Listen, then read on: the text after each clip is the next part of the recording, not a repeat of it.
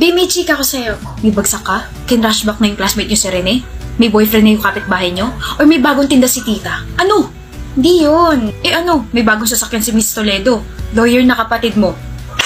Buntis yung kumari ng mama mo. Nakauwi na yung kagawad niyo galing Singapore. Or, corrupt na naman yung bagong presidente niyo ng Home Association. Ano?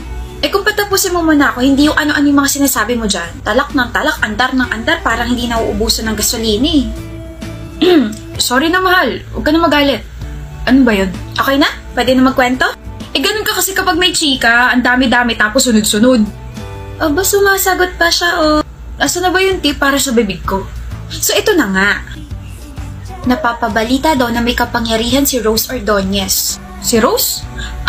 Yung incorrectly Rose, yung Lodi Cakes mo, B. Oo, kasi nag-post itong si Hyde sa social media, tapos nag-uusap lang daw sila, tapos biglang sumulpot si Roseline. Ano ka ba? Nag-i-imagine lang yun? Gumagawa lang yun ng kwento? Hindi, B. May ebidensya. Ay, nako. Madali na lang mag-edit ang photo ngayon. Tutuusin, mas gwapo pa nga ako dyan sa mga characters ni Rose, eh. At huwag ka maniwala.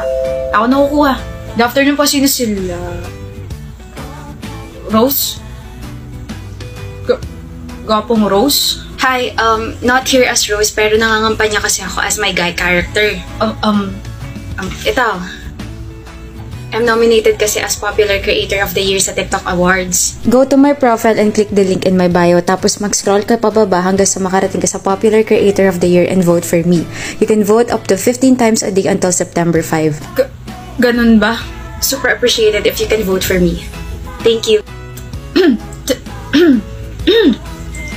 Thank you rin sa pagsulpot. Sino yun, B? Character ni Rose. Guy, character ni Rose. Si Rose? Rose Ordonez? Si incorrectly Rose? So, totoo nga yung sinasabi nila. Bakit hindi mo ako tinawag, B? Mas gwapo siya sa akin, love. Gets ko na yung sinabi mo.